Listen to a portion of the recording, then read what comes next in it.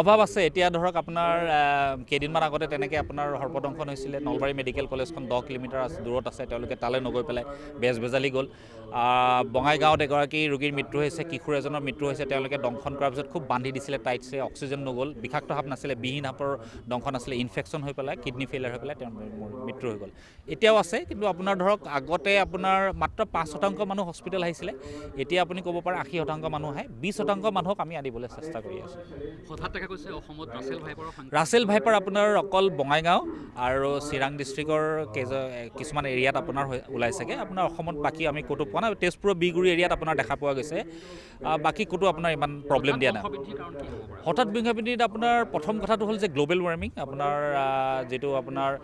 টেম্পাৰেচাৰটো বাঢ়িছে সেইটো কাৰণে হ'ব পাৰে আৰু 2 নম্বৰ কথাটো হ'ল যে আমি মানুহবিলাকে বিষহীন সাপবোৰ বা সাপবোৰ দেখাৰ লগে লগে মাৰি দিওঁ যেতিয়া বিষহীন সাপবোৰ আপুনি মাৰি দিব তেতিয়া বিষাক্ত সাপৰ সংখ্যাবোৰ বাঢ়ি যাব পাৰে এতিয়া আপুনি যদি চাই আমাৰ ডিমো মডেলৰ যদি আমাৰ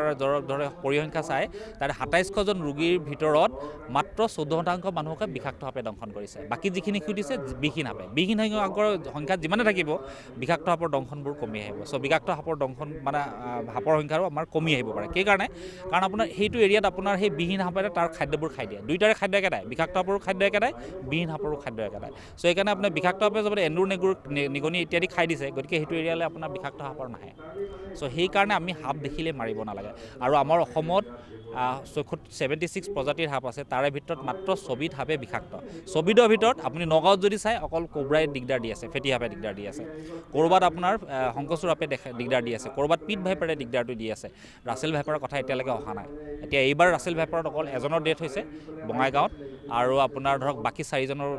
সম্পূৰ্ণৰূপে আৰোগ্য হৈ গৈছে যোৱা বছৰ আপোনাৰ 4জনৰ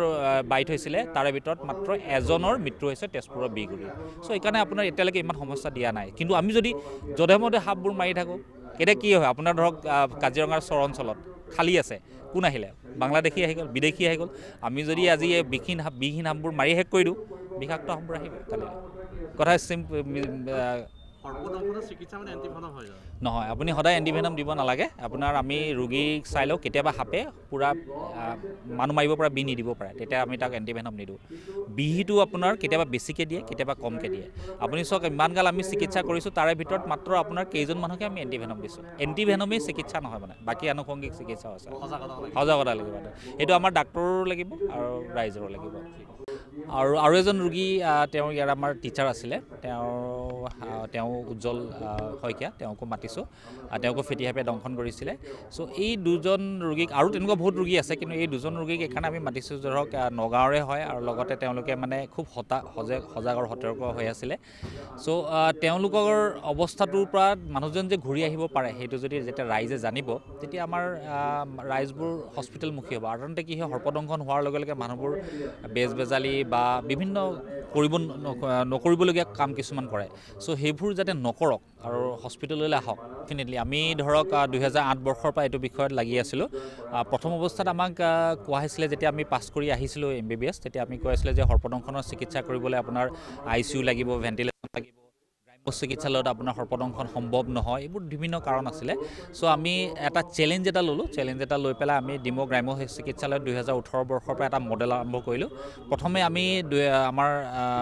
চিকিৎসালয়ত যেতিয়া আমি আৰম্ভ কৰিলোঁ তেতিয়া আমি গম পালোঁ সমস্যাবোৰ ক'ত আৰু চেলেঞ্জবোৰ ক'ত আৰু আপোনাৰ 2020 বৰ্ষত আমাৰ এজন মৃত্যু হৈছিলে তাৰপিছত কিন্তু আমি এজনো মৃত্যু হ'ব দিয়া নাই এইটো আপোনাৰ এতিয়ালৈকে আপোনাৰ 2008 বৰ্ষৰ পৰা এতিয়ালৈকে আমাৰ 27শ ৰোগীক আমি চিকিৎসা প্ৰদান কৰিলোঁ চিকিৎসা প্ৰদান কৰাৰ ভিতৰত আমি মাত্ৰ এজনৰ মৃত্যু হৈছে 2020 বৰ্ষত 21, 22, 23, 24 একেবাৰে শূন্য মৃত্যু হৈ আছে আৰু তেতিয়া আমি দেখিলোঁ যে ICU বা ভেণ্টিলেশ্যন সাধাৰণতে নালাগে যদিহে ৰোগী সোনকালে আহে এতিয়া আমাৰ ক্ষেত্ৰত কি হয় সৰ্পদংশন হোৱাৰ লগে লগে 20 মিনিট 25 মিনিট আধা ঘণ্টা 40 মিনিটৰ ভিতৰতে ৰোগী আহে হস্পিটেলত 24 ঘণ্টা থাকে যদি লক্ষণ দেখা দিয়ে তেতিয়া আমি এণ্টিভেনম প্ৰয়োগ কৰোঁ যেতিয়া আমি দেখিলোঁ যে আমাৰ হস্পিটেলত আমি যেতিয়া এইটো মডেলটো ছাকচেছ হ'ল তেতিয়া আমি ভাবিলোঁ যে আমি প্ৰত্যেকখন গ্ৰাম্য চিকিৎসালয়লৈ লৈ যাওঁ আমাৰ মডেলটো সেই হিচাপে আমি অসম চৰকাৰৰ লগত যোগাযোগ কৰিলোঁ তেনেকৈ আমি 1500 ডক্তৰক আমি ট্ৰেইন আপ কৰিলোঁ আৰু এতিয়া আপোনাৰ অল অভাৰ আছামত আপোনাৰ আমি প্ৰত্যেকটো গ্ৰাম্য চিকিৎসালয়তে আপোনাৰ এনডিভি নামৰ সুবিধা ৰাখিছোঁ আৰু লগতে ডাক্তৰসকলকো ট্ৰেইন আপ কৰা আছে আজি মই ইয়ালৈ অহাৰ আগতে আকৌ ডাক্তৰ আমাৰ যিখিনি আছে 20জন ডক্তৰ আমাৰ নগাঁৱৰ তেওঁলোককো ট্ৰেইন আপ কৰা হৈ গ'ল চ' আমি আশা ৰাখিছোঁ 2025-26 বৰ্ষত অসমত শূন্য মৃত্যু হ'ব চ'